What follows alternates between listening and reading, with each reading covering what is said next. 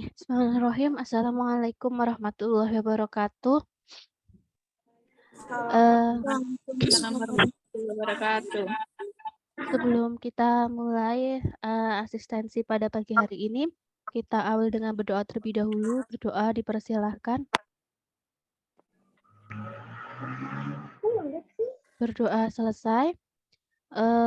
Hari ini kita akan melakukan asistensi gitu ya. Artinya adalah pengenalan terkait dengan praktikum. Sebentar. Ini ada yang belum. Ya, mohon yang lainnya bisa di mute suaranya. Untuk pembagian untuk pembagian kelompoknya, nanti saya masih menunggu data dari Pak Anwar dan data dari Bu Nisa, begitu ya kaitannya dengan jumlah mahasiswa. Itu, insya Allah hari ini nanti akan saya bagi kelompoknya. Kemudian nanti kalau sudah akan saya share-kan ke PJ-nya langsung. Kemudian saya akan menjelaskan terkait dengan praktikum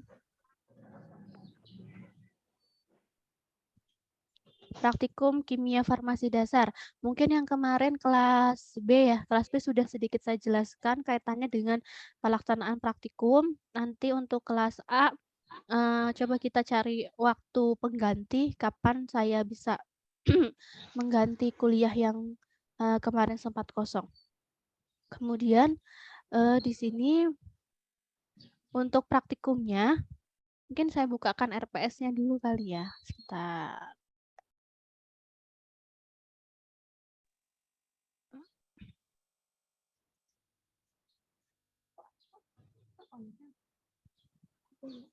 Apakah sudah terlihat RPS-nya? Sudah ya, oke. Ya, Bu. Ya, untuk praktikum kita akan mulai minggu depan yaitu bulan Oktober.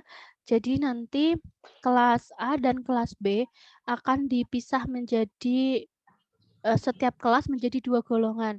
Jadi kelas A1, kemudian A2, kemudian B1 dan B2. Nanti setiap golongan akan dibagi menjadi 4 kelompok. Nah, nanti pokoknya nanti akan saya bagikan golongan dan kelompoknya hari ini. Kemudian ini yang untuk kelas A1 ini akan praktikumnya setiap hari Rabu jam 10.50 sampai dengan jam 14.20. Kemudian untuk kelas B1 itu juga hari Rabu pada jam 14.20 sampai 17.10. Kemudian kelas B2 hari Kamis tanggal 13.30 sampai 16.20.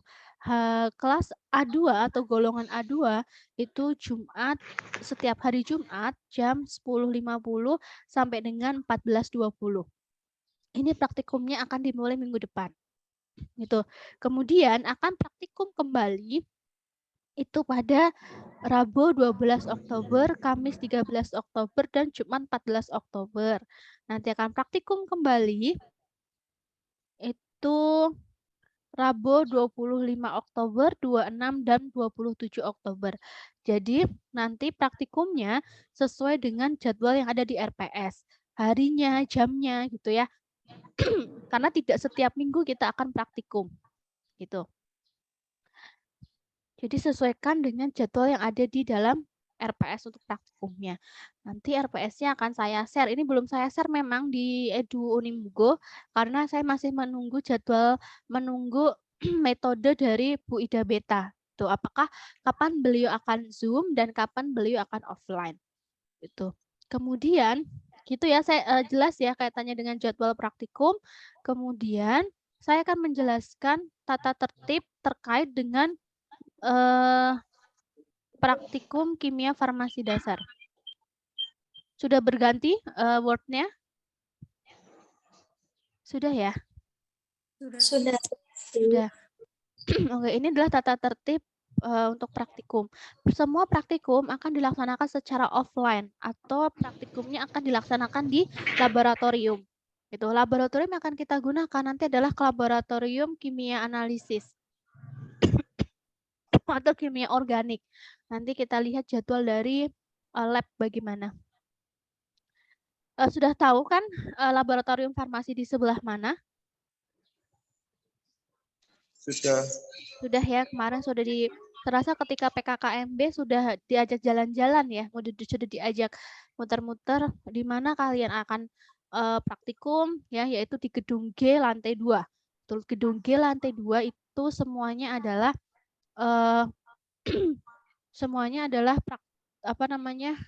laboratorium farmasi.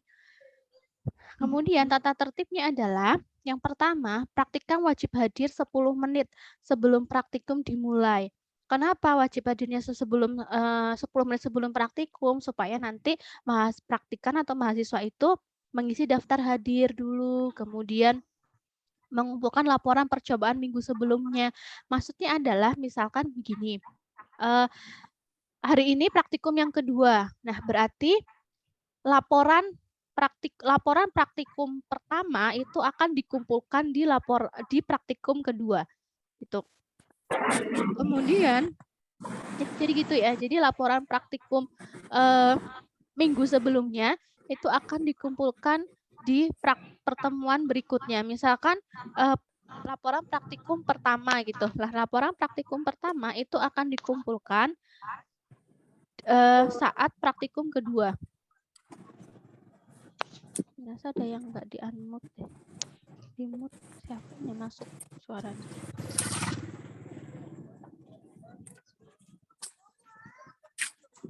Nah, saya cek dulu. Yang belum di-mute silahkan di-mute. Ini ada beberapa yang belum di-mute soalnya.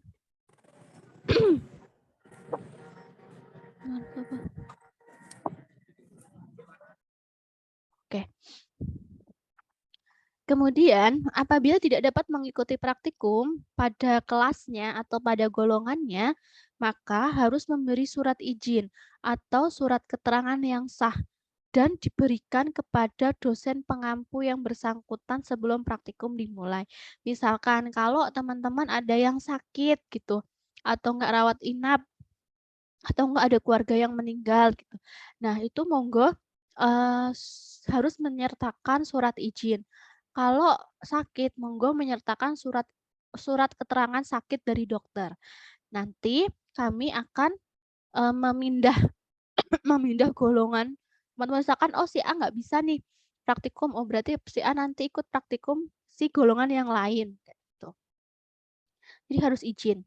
Karena kan kemarin bahwa praktikum itu kehadiran harus 100%. Kemudian pelaksanaan presensi praktikum yang pertama, sebelum praktikum dimulai, praktikan diwajibkan mengikuti pretest untuk materi praktikum yang dilakukan. Kemudian praktikan yang nilainya di bawah standar diminta yaitu minimal 70 ya. Jadi nilai pretest itu 70. Kalau misalkan kurang dari 70 maka akan diadakan remedial. Praktikan yang nilainya di bawah standar diminta untuk mengulang pretest. Pretest akan dilakukan menggunakan LMS atau edu.unimugo.ac.id. Nah, nanti untuk pretestnya kita akan menggunakan LMS kita yaitu Edu Unimugo. Silahkan bagi teman-teman yang kemarin sudah di-share-kan akun edunya oleh Bu Penny, monggo untuk masuk ke akun edunya. Ya, kemudian kemarin yang kelas B itu sudah saya ajari. Nah, nanti mungkin kelas A bisa belajar ke kelas B. Bagaimana caranya masuk ke Edu Unimugo ini. Karena nanti pretestnya, kemudian pengumpulan tugasnya, itu akan menggunakan Edu Unimugo. Nah, dan kapan pretest? Pretest itu dilakukan sebelum praktikum dimulai.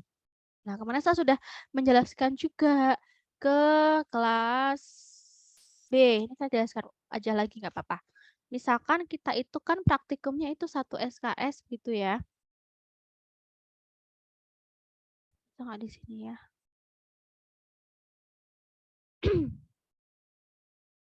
Ini untuk yang kelas nih. Kita itu kan KFD. KFD itu artinya adalah kimia farmasi dasar gitu ya.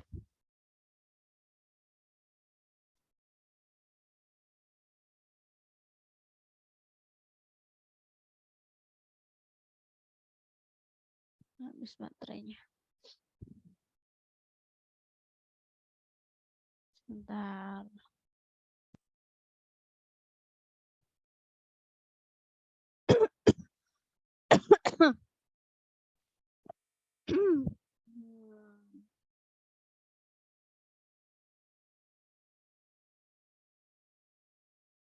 Whiteboard-nya di mana ya di sini ya?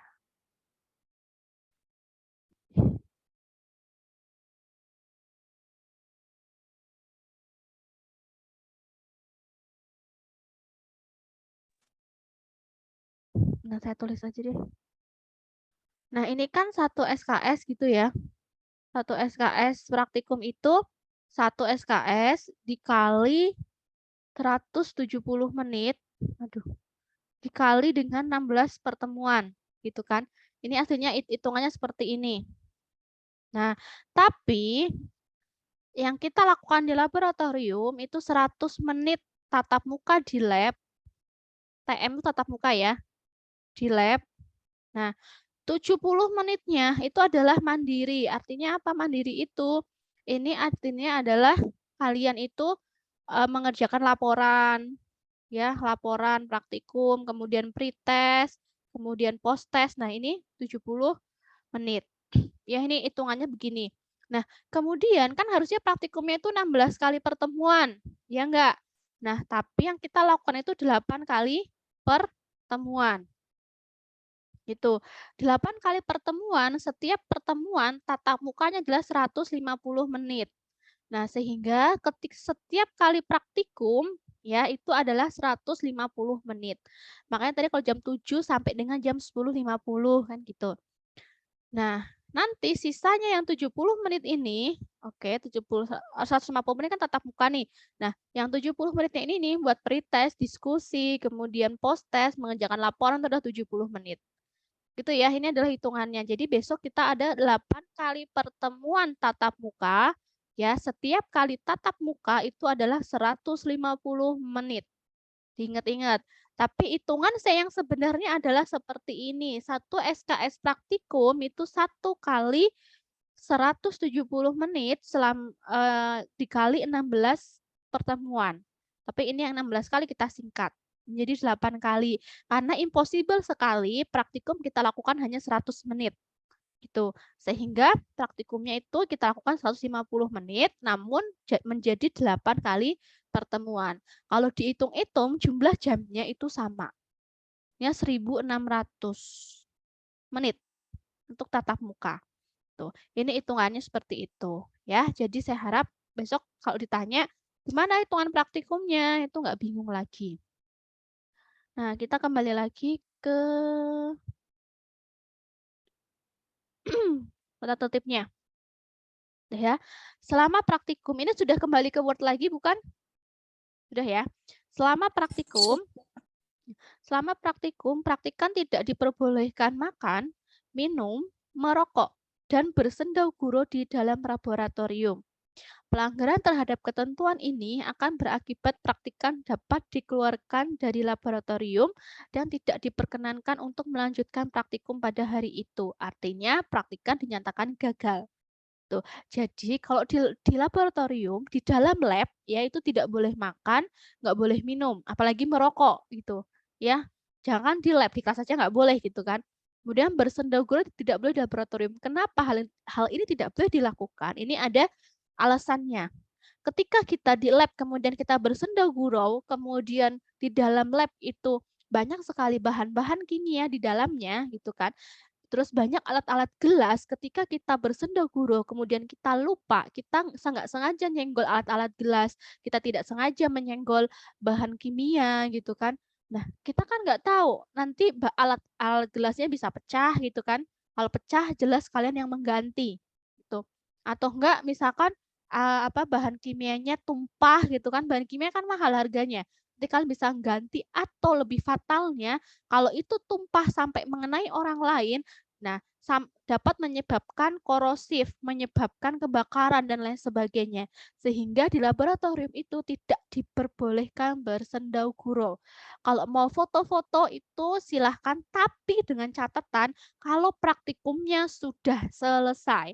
Alat-alat sudah dikembalikan, bahan-bahan sudah dikembalikan, lab sudah bersih, monggo kalau mau foto-foto. Tapi ketika praktikum berlangsung itu tidak boleh ada foto-foto. Foto boleh dilakukan hanya untuk memoto hasil praktikumnya. Karena kita butuh dokumentasi hasil praktikum. Tapi tidak untuk foto-foto selfie atau lain sebagainya. Itu dilarang di laboratorium. Oke, kalau misalkan itu terjadi, HP-nya akan saya minta, ya, kemudian tidak akan saya berikan selama 1 minggu. Saya sita HP-nya. Kalau sampai itu terjadi. Gitu ya. Kalau minum itu boleh minum tapi di luar laboratorium. Jadi misalkan kalian kehausan gitu kan. Nah, kemudian pengen minum, silahkan izin. Bu, Mbak, Pak, Mas gitu. Saya izin keluar untuk minum. Itu boleh, diperbolehkan karena saya nggak mau kalian ada yang dehidrasi kemudian pingsan gitu kan. Nggak boleh. Minum boleh tapi di luar laboratorium, nggak boleh di dalam lab. Ya, itu. Kemudian yang ketiga, praktikan wajib mengenakan jas praktikum. Saya nggak tahu apakah teman-teman pastinya belum dapat jas praktikum. Dulu waktu SMA punyakah jas praktikum? Punya. Yang SMA pasti punya. Iya. Yang lainnya ada yang nggak punya jas praktikum? Nggak punya, Bu. Saya nggak punya, Bu. Nggak punya, Bu. Ya, Bu. Itu teman-teman bolehlah pinjam gitu ke siapa kayak gitu ya jasnya. Karena nantinya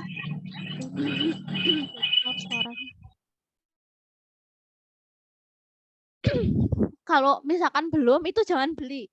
Karena nantinya kalian akan dikasih disuruh beli jas praktikum yang dari kampus. Jadi pinjam aja. Bisa pinjam ke kakak tingkatmu atau pinjam ke siapalah, boleh. Ya. Pokoknya harus wajib mengenakan jas praktikum, kemudian menggunakan masker, ya. Kemudian menggunakan papan nama. Udah punya papan nama atau belum? Belum ya.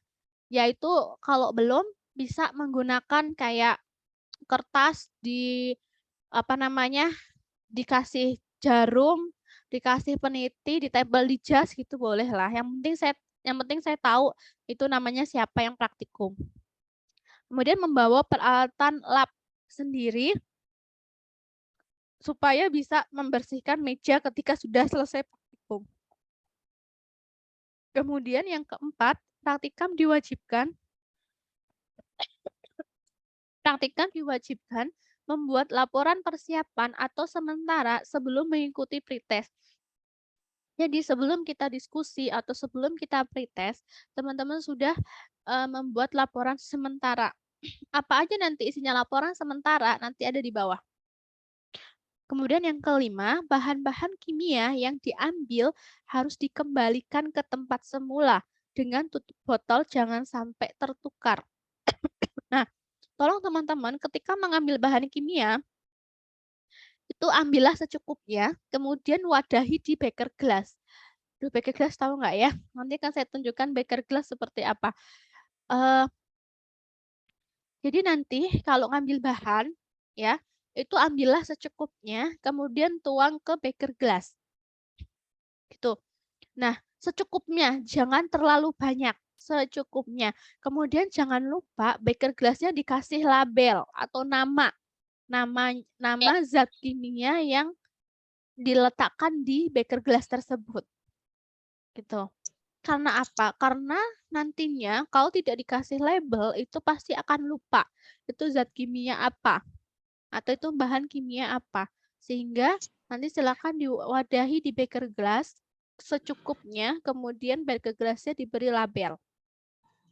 Kemudian yang keenam, alat-alat yang telah selesai dipakai harus dikembalikan dalam keadaan bersih dan kering dan dikembalikan dalam tempat semula. Besok akan ada sesi sendiri untuk laboratorium menjelaskan SOP, cara peminjaman alat, cara mengisi daftar hadir, dan cara mengembalikan alat. Nanti ada sesi sendiri, laboratorium atau UPT Lab akan menjelaskan ke teman-teman semuanya. Kemudian bagaimana mekanisme ketika memecahkan alat dan lain sebagainya. Nanti akan dijelaskan di sesi tersendiri dengan UPT Lab.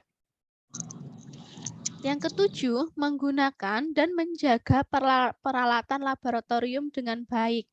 Apabila merusak atau memecahkan peralatan, maka diwajibkan mengganti dengan jenis dan kualitas yang sama. Kalau memecahkan alat, itu harus mengganti alat dengan spesifikasi dan jenis yang sama. Oke. Kemudian, laporan praktikum. Pastikan kalau praktikum ada laporannya. Tuh. Laporan praktikum terdiri dari laporan sementara dan laporan hasil praktikum. Tadi loh laporan sementara yang harus dikerjakan sebelum pretest dimulai. Laporan sementara dibuat sebelum diskusi praktikum dilaksanakan. Diskusi atau pretest. Praktikum dilaksanakan. Laporan sementara itu berisi apa saja? Yaitu berisi judul percobaan, tujuan percobaan, cara kerjanya, serta jawaban dari tugas review materi. Ini adalah laporan sementara isinya ini. Laporan sementaranya, ini lupa, ini alat dan bahan harusnya. Laporan sementaranya, ya, ditulis tangan individu. Ditulis tangan individu. Di mana? Di buku Gelatik. Kalian tahu buku Gelatik? Tahu, Bu. Tahu ya, buku Gelatik. Saya tuliskan laporan sementara ditulis di buku. Ya, ini saya tuliskan sampul bukunya.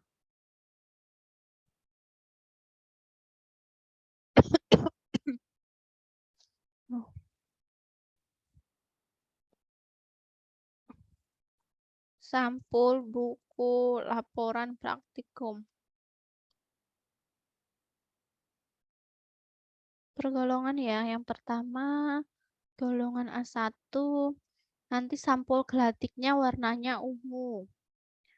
Golongan A2 warnanya merah. Golongan A3 B1 warnanya hijau. Golongan B2 warnanya biru. Ini adalah sampul bukunya. Kalau gelatik itu kan sudah ada warna-warnanya ya. Ya kan? Udah ada warna ungu, merah, hijau, biru. Nah, ini adalah warna dari sampul depan halaman, sampul depan laporan praktikum.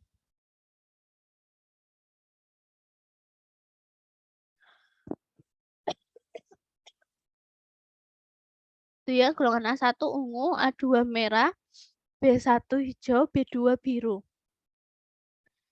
Kemudian laporan sementara ditulis di buku yang dikhususkan untuk buku laporan praktikum kimia farmasi dasar. Selama mengikuti praktikum kimia farmasi dasar, buku tersebut tidak boleh hilang. Jika buku tersebut hilang, maka yang bersangkutan tidak boleh melaksanakan praktikum.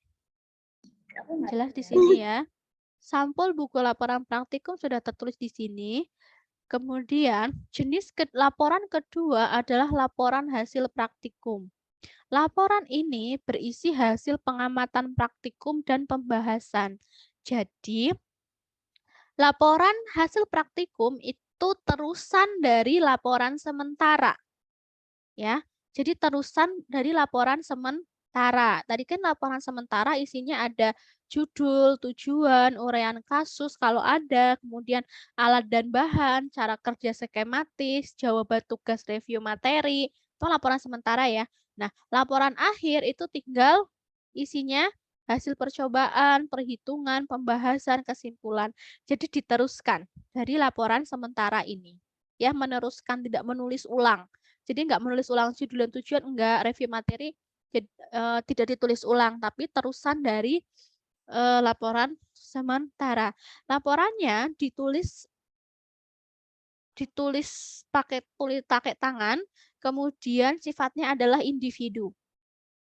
Jadi laporannya satu-satu, setiap mahasiswa satu laporan. Itu ya. Walaupun bekerjanya secara berkelompok, tapi menulis laporannya sendiri atau individu. Kemudian ini sistematika laporannya. Ini bukan uraian kasus, ini adalah tinjauan teori.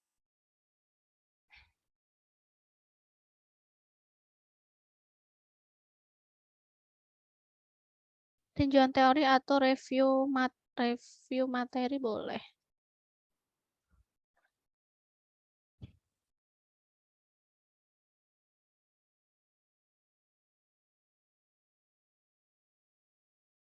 Oh, dan bahan tujuan judul ini.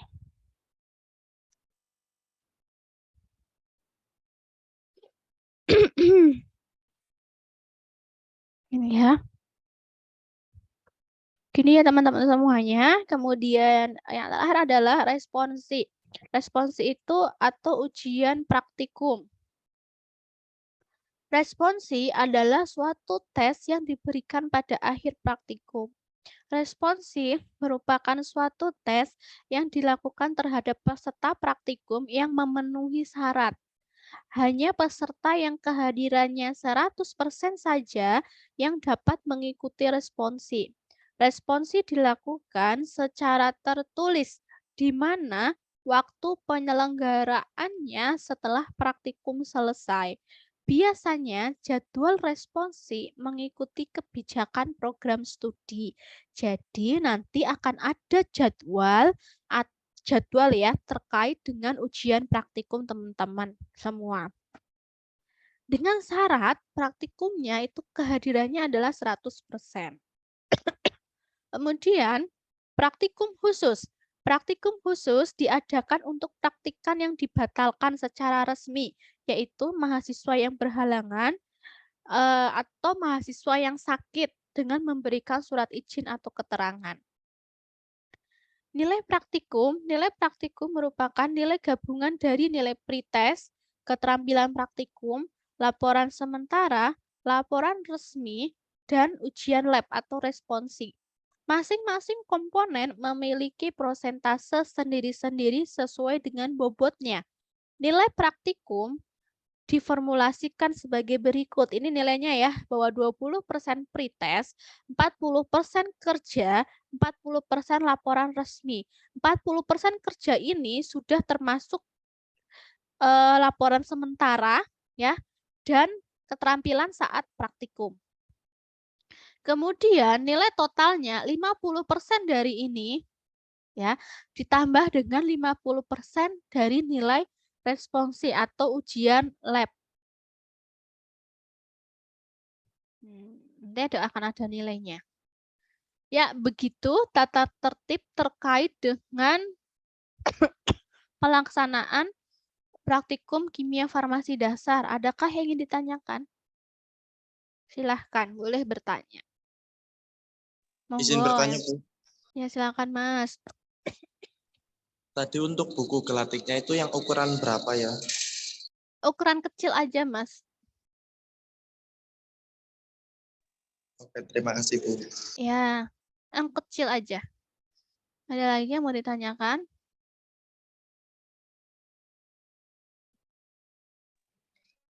Izin bertanya, Bu, kalau untuk itunya jas labnya sementara lengannya pendek boleh nggak, Bu? Boleh, pendek boleh. Yang penting pakai jas lab. Jangan pakai kemben ya. Baik, Bu. Terima Pakai kasih. jas lab ya. Ada lagi yang mau ditanyakan? Ibu maaf izin bertanya, Iya, Mbak. kalau misalnya yang golongan A1 lagi praktikum, yang golongan A2-nya itu diisi materi lain atau apa ya, Bu? Enggak, golongan A2-nya enggak praktikum. Berarti nunggu. Enggak, ya enggak ngapa-ngapain, A2 libur. Oh, libur. Iya. Sesuai Baik, Ibu, terima kasih. ya. Sesuai dengan jadwalnya. Kalau yang praktikum A1 ya A1 aja, yang praktikum A2 enggak praktikum kayak gitu. Nanti saatnya A2 praktikum, A1 ya enggak praktikum. Nggak ngapa-ngapain ya, yang ngerjain laporan gitu kan, mempersiapkan praktikum selanjutnya atau mengerjakan tugas apa kan gitu. Intinya nggak praktikum, sesuai dengan jadwal praktikumnya. Ada lagi yang mau ditanyakan? Maaf, Bu. Ya, gimana Mbak? Apa boleh kalau keluar rapat Zoom dulu? Kenapa? Soalnya mau berangkat ke kampus Oh, jam berapa ada kuliah? jam 9. Oh, wah, jam 9.10 ya? Ya, Ada saya mau jelasin ini ya. Mau menjelaskan terkait dengan modulnya soalnya. Nanti nggak tahu kalau saya jelaskan gimana. Di rumah apa di kos? di rumah. Duh, harusnya tadi berangkat dari tadi ya, Mbak. Iya, Bu, maaf. Nanti konsekuensinya jadi nggak tahu apa yang akan dijelaskan selanjutnya, karena ini nggak hanya membicarakan ini, karena habis ini saya akan membicarakan terkait dengan modul praktikumnya. Ini baru tata tertibnya. Ya, monggo terserah Mbak. Tapi nanti kalau nggak paham, ya resiko ya. Ada lagi yang mau ditanyakan? Baik, Bu, terima kasih. Ada lagi?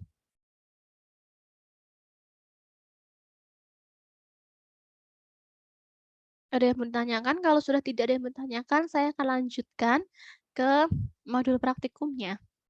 Sudah cukup? Oke. Kemudian kita menuju ke modul praktikum.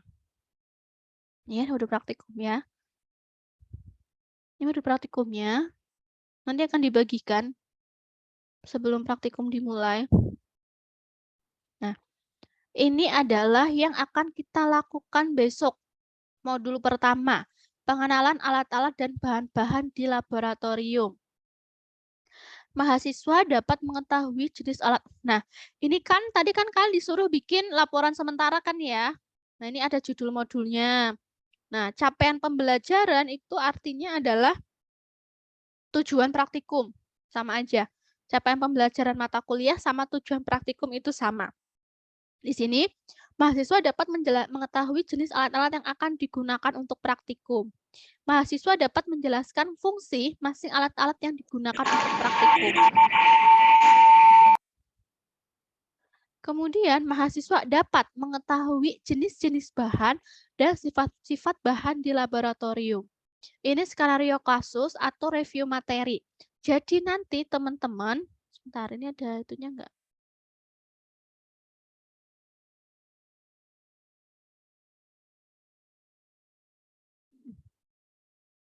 Oke, jadi nanti teman-teman bikin laporan sementaranya yang bagian skenario kasus atau review materi, teman-teman, misalkan yang pertama ini ada tabung reaksi ya, A itu pengenalan alat-alat gelas. Yang pertama ada tabung reaksi, kedua penjepit, ketiga corong, keempat corong pisah, kelima gelas arloji, pipa bengkok, gelas arlojinya 2 kali, no. Kemudian botol timbang, gelas ukur, beker gelas atau gelas piala, Erlenmeyer, labu takar, labu alas bulat, pendingin lebik, pendingin bola, pipet gondok atau pipet volume, pipet ukur, pipet tetes. Kemudian buret, cawan porselin, cawan kurs, droplet. Yang belum ada apa di sini? Tabung reaksi, penjepit, corong, corong pisah, gelas arloji, pipa bengkok, beker gelas sudah ada. Apa yang belum ya? Kayaknya sudah semua ini. Berarti hanya ada. Nah, ini nanti teman-teman menyertakan misalkan tabung reaksi. Nah, tulis tabung reaksi, terus gambar dari tabung reaksinya. Kemudian fungsi dari tabung reaksi untuk apa saja.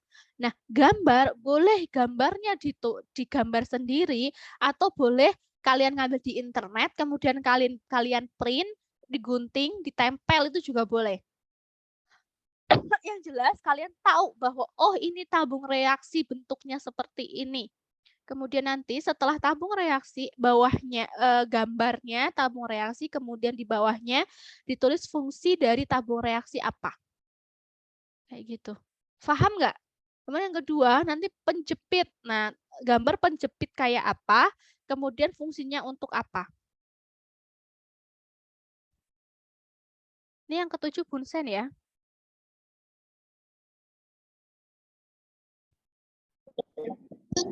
Itu paham nggak?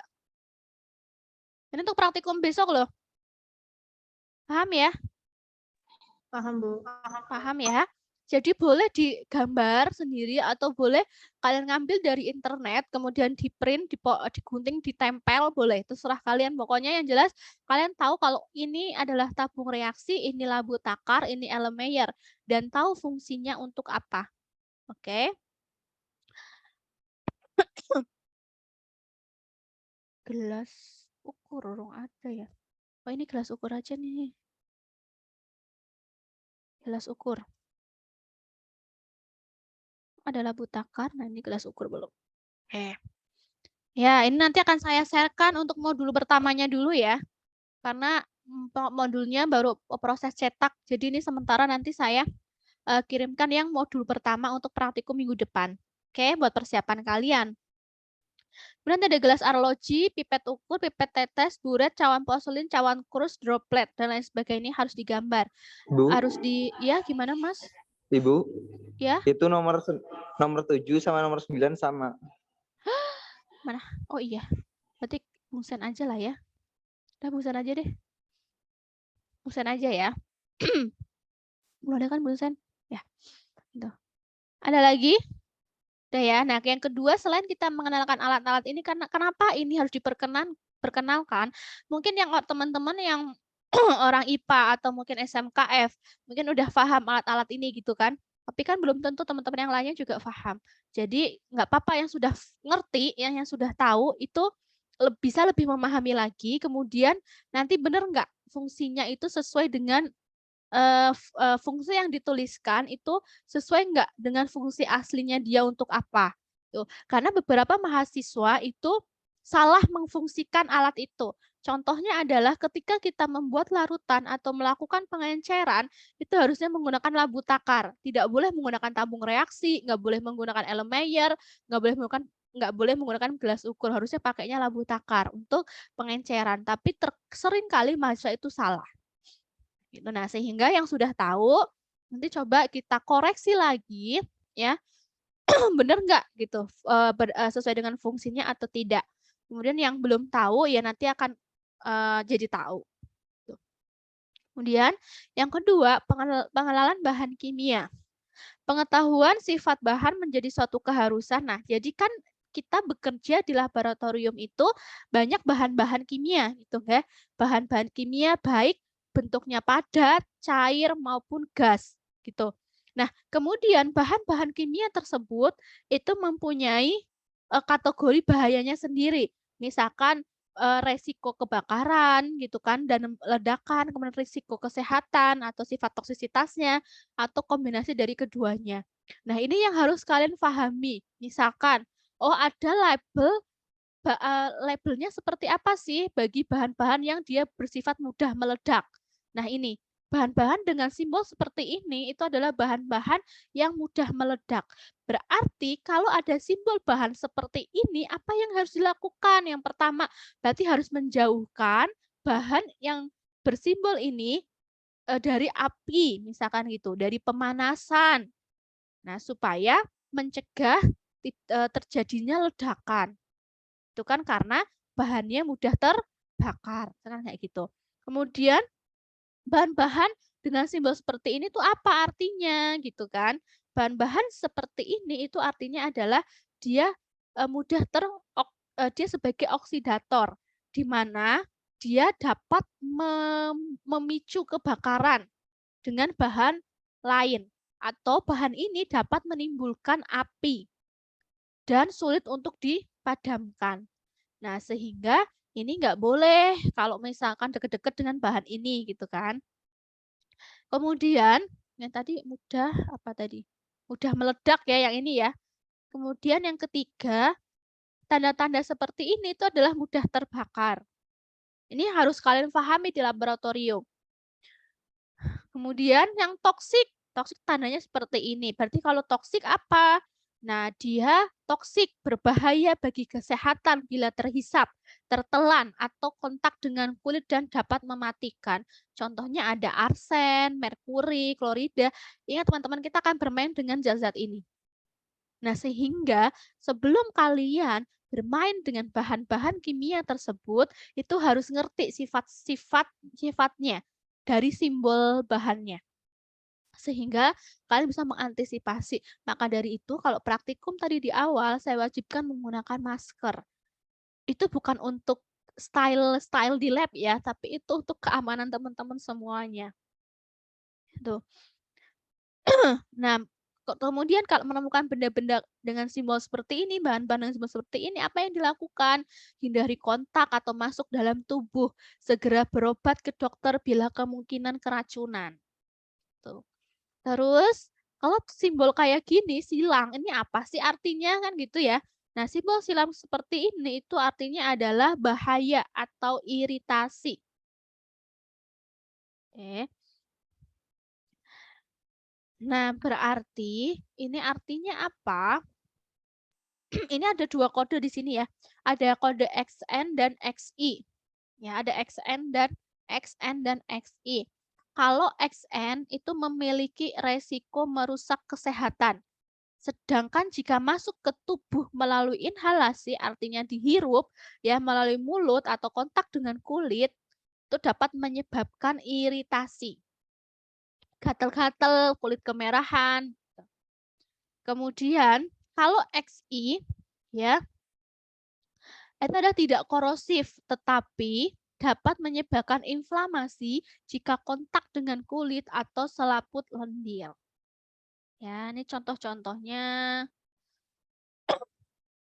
Ini kita bicara dengan amonia, pasti ya amonia, benzil klorida.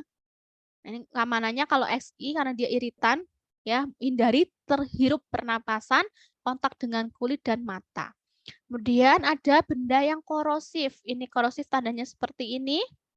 Ya, bahayanya adalah korosif atau merusak jaringan tubuh manusia. Keamanannya adalah hindari terhirup pernafasan, kontak dengan kulit dan mata. Tuh. Yang ketujuh adalah berbahaya bagi lingkungan. Bagi lingkungan, gangguan ekologi. Contohnya ada tetraklorometan, tributil timah klorida. Nah, keamanannya adalah hindari pembuangan langsung ke lingkungan. Nah, satu lagi teman-teman, di setiap laboratorium itu ada wadah limbah. Ada wadah limbah ya.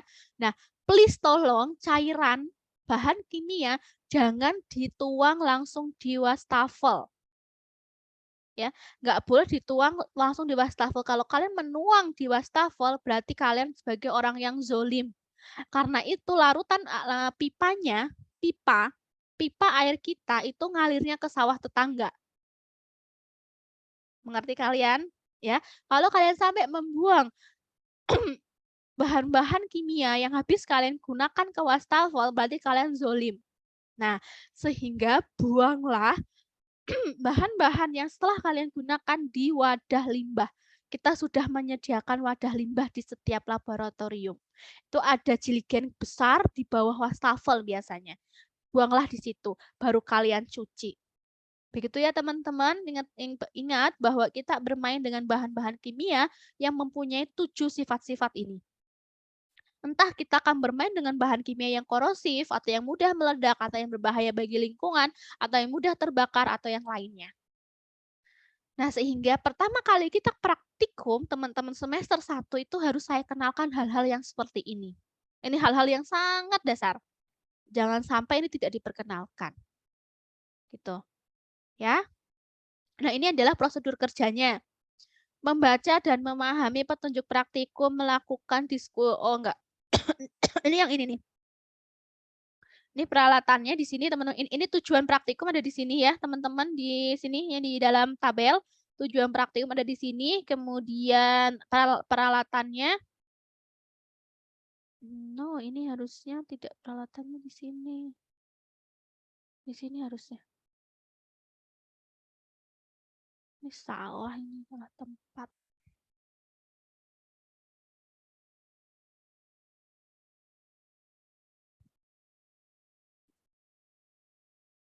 Nah, ini. Amati dan gambar 10 macam alat gelas yang ada di laboratorium. Nah, besok kalian praktikumnya di lab, itu kan kita kenalkan nih bahannya. Bahannya alatnya, ini ada ini. Karena alat-alat di lab itu banyak, nggak cuma 21 macam tadi.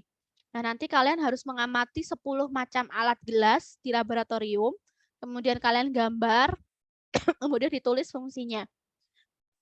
Yang kedua, tulislah 10 bahan kimia yang tergolong bahan kimia proanalisis dan bahan kimia teknis. Jadi teman-teman, bahan kimia itu ada grade-nya, ada tingkatannya. Ada bahan kimia teknis, ada bahan kimia proanalisis, ada bahan kimia grade HPLC gitu kan.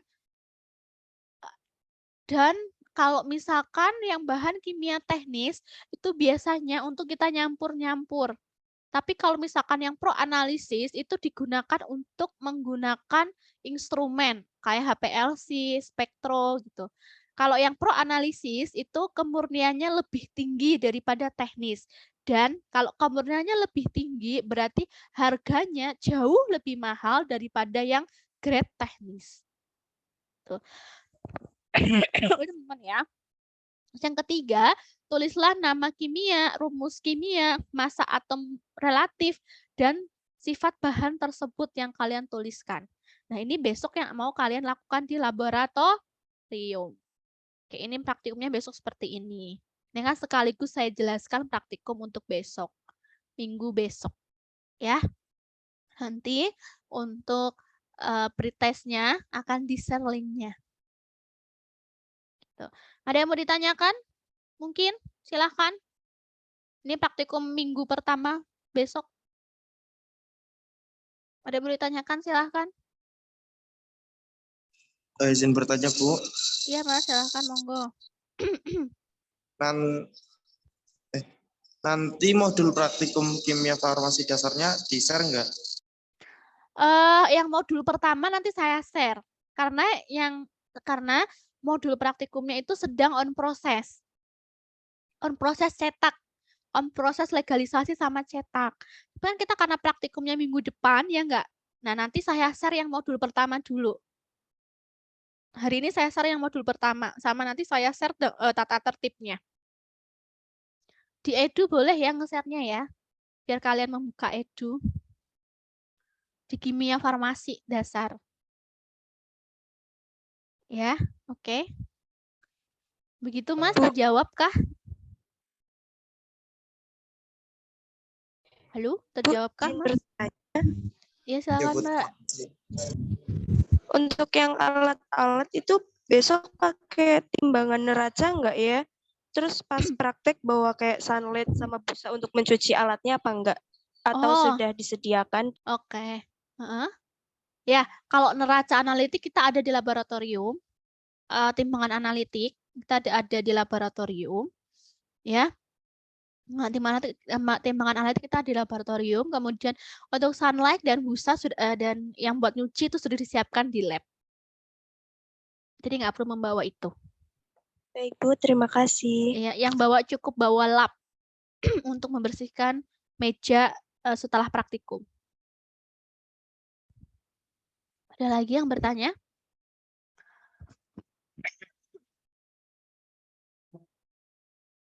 Ada yang mau bertanya, silahkan. Cukup. Maaf Bu, alat lain yang dibawa itu kayak pot salep gitu bawa enggak? Atau kalau pot salep itu nanti gimana? silahkan di praktikum ilmu resep. Kalau kimia nggak bawa kayak gitu. Kita pure pakai alat-alat gelas di lab. Berarti kita cuma bawa lap aja. Iya, lab, jas lab, masker. Kalau karena kita besok belum bermain dengan bahan ya belum perlu bawa sarung tangan lah. Karena kan masih perkenalan ya, belum yang mereaksikan, jadi belum perlu bawa sarung tangan belum. Paling masker, jas lab, kemudian papan nama, kemudian buku praktikum, laporan sementara, dan lab, lab, gitu aja. Baik, Bu, terima kasih. Oke. Ada lagi yang bertanya?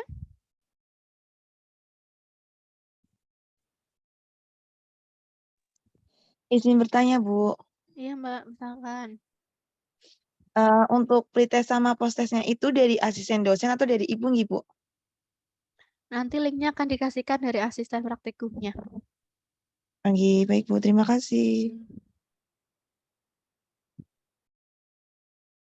Ada lagi? Cukup? Cukup? Cukup ya? Oke. Untuk yang modul 2, nanti akan kita diskusikan di next praktikum selanjutnya. Yang jelas kita diskusi yang modul 1 dulu aja. Begitu. Kalau tidak ada yang bertanya, saya tutup untuk asistensi hari ini. Cukup? Oke, di sini ada asisten praktikumnya nggak ya? Saya, Bu. Oh, Mbak Sopo gue. Mbak Zalfa. Oh, Mbak Zalfa. Sama satunya siapa ya Mbak Zalfa ya? Saya, Bu. Naila. Oh, Nala Hana. Oke. Teman-teman, kita ada 2 asisten praktikum, yaitu Mbak Zalfa sama Mbak Naila Hana. Kemudian nanti setiap praktikum hanya 1 asisten aja ya, Mbak? Setiap 1 kelas. Jadi nggak 1 praktikum 2 asisten nggak? 1 praktikum 1 asisten. Ya, nanti gantian. Jadi jadi setiap golongan, jadi setiap kita main gitu ya, ketika kita praktikum 1 dosen nanti sama 1 asisten praktikum. Nanti kalau misalkan Mbak Zalfa atau Mbak Nalehana nggak bisa, atau satu yang nggak bisa kan bisa tukeran. Yang jelas hanya boleh 1 asisten di dalam setiap kali praktikum. Oke. Ya, oke.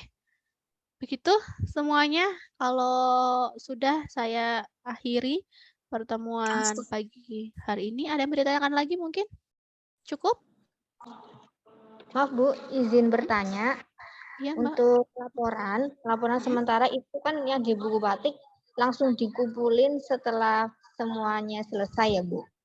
Dikumpulinnya ketika mau praktikum. Sebelum Oh. praktikum, jadi mau praktikum. Oh iya baik Bu. Terus kalau untuk laporan yang setelah semuanya praktikum dikumpulin itu setelah semuanya selesai. Boleh Dikumpulin, besok. Oke, dikumpulinnya laporan resmi ya namanya ya. Laporan resminya nanti dikumpulinnya ketika mau praktikum selanjutnya. Oh iya. Ya. Baik Bu. Terima kasih. Yes. Ya. Ada lagi? Cukup? Sudah jelas semuanya? Izin bertanya, Bu. Ya, silakan Mas. Berarti minggu depan yang praktikum sudah mengumpulkan laporan sementara ya, Bu? Yes, laporan sementara ketika praktikum aja, Mas.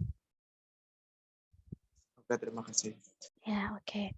Pokoknya ketika nanti laporan sementaranya dikumpulkan ketika mau praktikum. Pas praktikum maksudnya, pas praktikumnya. Ada lagi yang mau bertanya?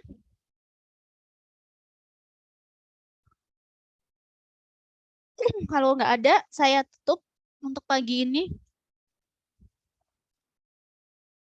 Saya tutup yang ini kan udah. Ya bawa aja. Dibawa aja udah. skripsinya. Ya dilihat aja dulu, keluar lihat sana lu keluar. Ya, ya. Ada lagi yang mau ditanyakan? Kalau tidak ada, saya tutup. Cukup nggih, karena pasti ada yang mau kuliah kan. Terima kasih banyak semuanya untuk pagi ini. Sampai bertemu di praktikum besok. Saya akhiri. Wassalamualaikum warahmatullahi wabarakatuh. Waalaikumsalam warahmatullahi wabarakatuh. Waalaikumsalam warahmatullahi wabarakatuh. Oke,